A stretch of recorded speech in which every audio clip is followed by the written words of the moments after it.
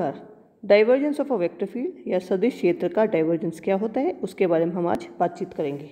तो सबसे पहले सदिश क्षेत्र का अभिवाह एवं सदिश क्षेत्र के पृष्ठ समाकल के बारे में बातचीत करेंगे, यानी कि flux of a vector field and surface integral of a vector field. सदिश क्षेत्र के अभिवाह यानी कि वेक्टर फ्लक्स के आशय को समझने के लिए क्षैतिज धरातल पर नदी के पानी के प्रवाह पर विचार करते हैं। माना नदी में पानी का वेग v से गति कर रहा है और इसमें क्षेत्रफल a का आयताकार फ्रेम से लटका हुआ है।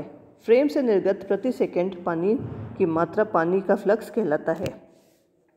फ्रेम से निर्गत पानी की जो दर है अर्थात फ्लक्स पानी के वेग v तथा फ्रेम के क्षेत्रफल a के अतिरिक्त पानी की प्रवाह की दिशा के सापेक्ष फ्रेम के अभिविन्यास ओरिएंटेशन या झुकाव इंक्लिनेशन पर भी निर्भर करता है। यानी कि यदि फ्रेम पानी के प्रवाह की दिशा में तल में स्थित है तो पानी फ्रेम में से होकर नहीं गुजरता, अर्थात theta is equal to 90 degree पर फ्रेम से निर्गत पानी की दर q इज इक्वल टू 0 होगी।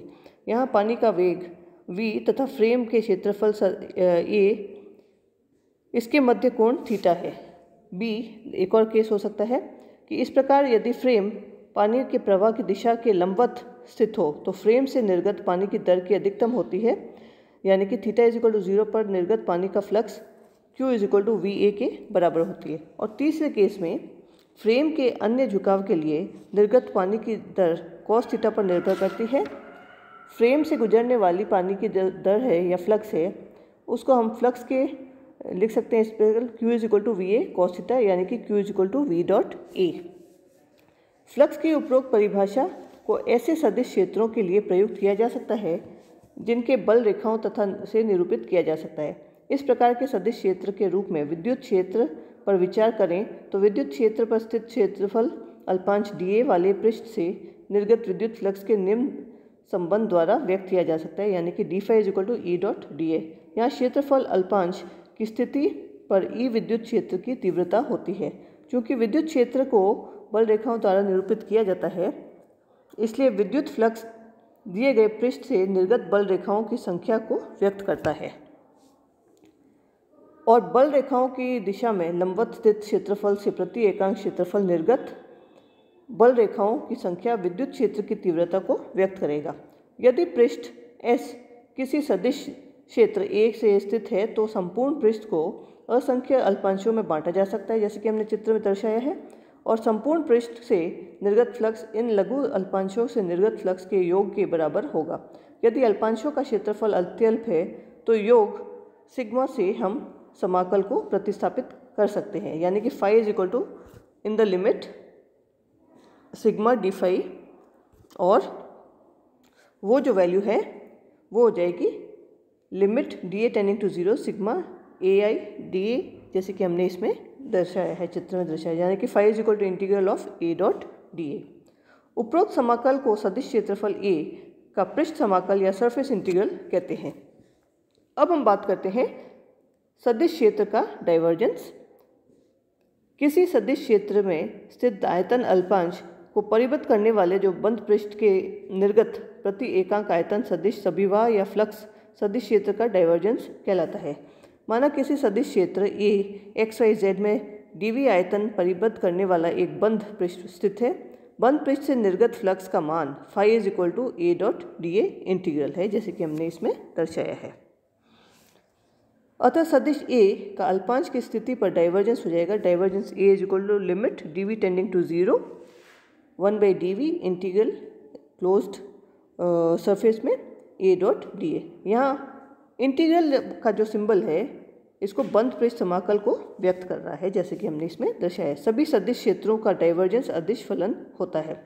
अब हम बात करते हैं सदिश क्षेत्र के डाइवर्जेंस का भौतिक अर्थ क्या होता है, यानी कि physical meaning of divergence of vector fields. किसी सदिश क्षेत्र का डाइवर्जेंस के भौतिक अर्थ को समझने के लिए एक तल में असंपंडीय या इनकम्प्रेसिबल द्रव या लिक्विड के प्रवाह पर विचार करते हैं। माना कि द्रव प्रवाह के किसी बिंदु P पर द्रव का वेग v है। बिंदु P पर स्थित आयतन अल्पांश के प्रति सेकंड प्रति एकांक आयतन गुजरने वाले द्रव की मात्रा सदिश वेग के डाइवर्जेंस v को व्यक्त करता है। सदिश क्षेत्र का डाइवर्जेंस धनात्मक, ऋणात्मक एवं शून्य होता है। यहाँ पे हमने चित्र में दर्शाया है जहाँ पे डाइवर्जेंस धनात्मक है यानी कि पॉजिटिव है।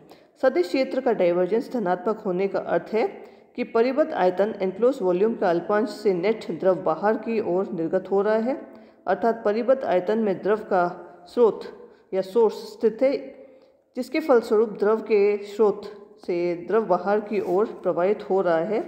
इसी प्रकार यदि किसी विद्युत क्षेत्र का डाइवर्जेंस धनात्मक है तो इसका अर्थ यह माना जा सकता है कि विद्युत क्षेत्र के स्थित आयतन अल्पांशों में धन आवेश या पॉजिटिव चार्जेस उपस्थित है और इससे विद्युत क्षेत्र की बल रेखाएं बाहर की ओर निकल रही है। यदि सदिश क्षेत्र द्रव का वेग का डाइवर्जेंस ऋणात्मक है तो यह माना जा सकता है कि परिबद्ध आयतन अल्पांश में द्रव का सिंक स्थित है और द्रव बाहर से आकर परिबद्ध आयतन में समा रहा है, जैसे कि हमने इस चित्र में दर्शाया है। इसी प्रकार विद्युत क्षेत्र के डाइवर्जेंस को ऋणात्मक नेगेटिव होने का अर्थ होता है विद्युत बल रेखाएं परिबद्ध आयतन में आ रही हैं, अर्थात आयतन में ऋणात्मक आवेश नेगेटिव चार्जेस उपस्थित है। द्रव के वेग के डाइवर्जेंस के शून्य होने पर परिबद्ध आयतन में न तो द्रव की मात्रा में वृद्धि होती है और न ही किसी अर्थात असंपीड्य द्रव के लिए स्थित में परिबद्ध आयतन का स्रोत या श्रृंग दोनों ही उपस्थित नहीं है। तो ये आयतन अल्पांश में जितना द्रव निर्गत होता है उतना ही मात्रा में द्रव आगत होता है, यानी कि डाइवर्जेंस V = 0। जब डाइवर्जेंस V = 0 होता है, ऐसे सदिश क्षेत्र जिनका डाइवर्जेंस शून्य के बराबर होता है उन्हें हम पर्णनालकीय सदिश या सोलेनोइडल वेक्टर भी कहते हैं।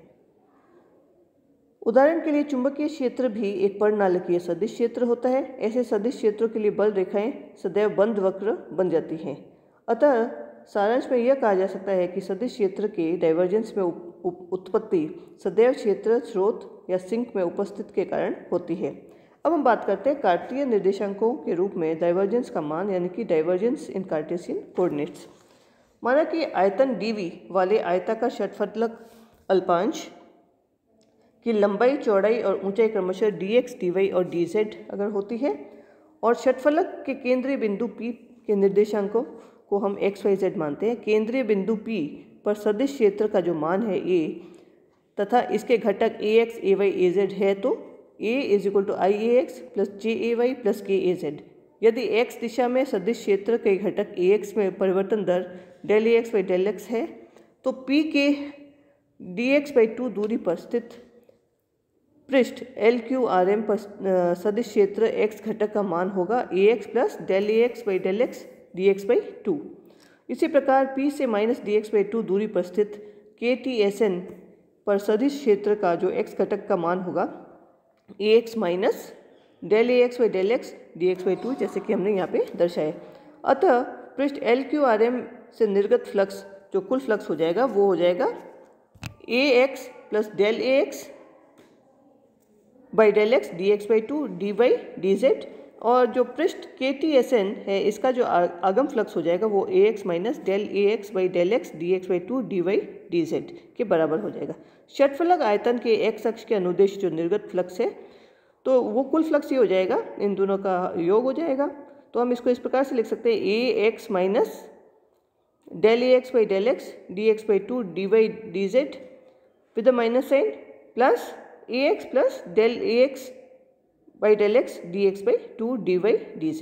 तो इसको अगर हम सिंप्लीफाई करेंगे तो ये हो जाएगा ∂ax/∂x dx dy dz, यानी कि ∂ax ax ∂x dv इसके बराबर का हो जाएगा। और dv क्या है? dv है dx dy dz षटफलक अल्पांश का आयतन है और पृष्ठ से बाहर की ओर निर्गत फ्लक्स का धनात्मक तथा पृष्ठ से आने वाले फ्लक्स के ऋणात्मक माना गया है। इस प्रकार षटफलक से x, y और z अक्षों के अनुदिश निर्गत फ्लक्स का मान क्रमशः ∂ay/∂y dv तथा ∂az/∂z dv के बराबर होगा। ये हम षटफलक की जो बात कर रहे थे ये इस तरह से है KL MN SRQT, ये हमने एक षटफलक लिया है। आयताकार षटफलक से निर्गत कुल फ्लक्स हो जाएगा इंटीग्रल ऑफ A.dA, यानी कि ∂ax/∂x dv + ∂ay/∂y dy + ∂az/∂z dv। तो इसको हम टोटल अगर करेंगे तो ये ∂ax/∂x by del X plus del A Y by del Y plus del A Z by del Z D V के बराबर हो जाएगा। तो डेल संकारक की परिभाषा अनुसार del dot A is equal to I del by del X plus J del by del Y plus K del by del Z dot I A X plus J A Y plus K A Z, ये हो जाएगा del A X by del X plus del A Y by del Y plus del A Z by del Z के बराबर हो जाएगा।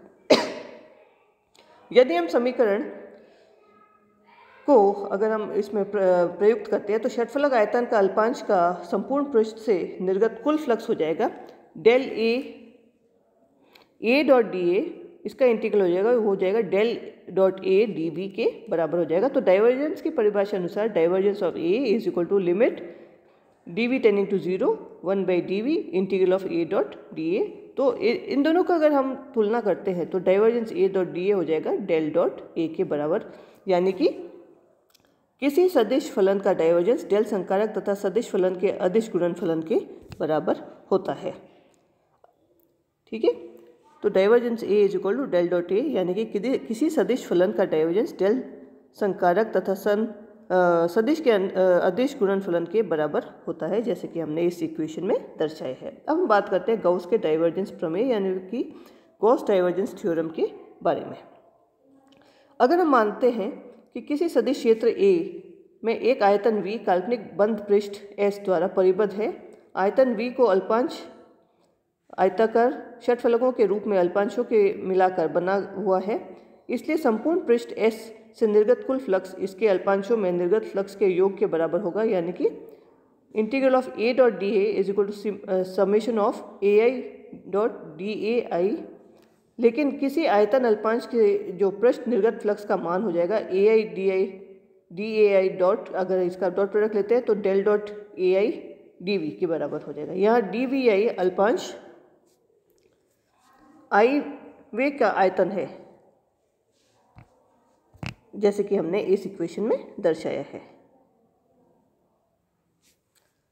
समीकरण में अगर हम रखते हैं तो ए डॉट डी ए, इसका अगर हम इंटीग्रल लेते हैं तो ये हो जाएगा summation of del dot A I D V I. यदि अल्पांश के आयतन का मान अत्यल्प है तो D V I tends to 0, तो उपरोक्त समीकरण के योग के समाकल के प्रतिस्थापित अगर कर सकते हैं ए डॉट डी ए, इसका इंटीग्रल हम लेंगे तो del dot A D V के बराबर हो जाएगा। इससे यह स्पष्ट होता है कि किसी बिंदु पर लिया गया किसी सदिश क्षेत्र का पृष्ठ समाकल उसके डाइवर्जेंस के आयतन समाकल यानी कि वॉल्यूम इंटीग्रल के बराबर होता है। इसे गॉस का डाइवर्जेंस प्रमेय कहते हैं। इस प्रमेय की उपयोगिता यह है कि उसके द्वारा किसी सदिश क्षेत्र के पृष्ठ समाकल को आयतन समाकल में या आयतन समाकल को पृष्ठ समाकल में बदला जा सकता है। ये हमने बात करी गॉस डाइवर्जेंस प्रमेय के बारे में। Thank you.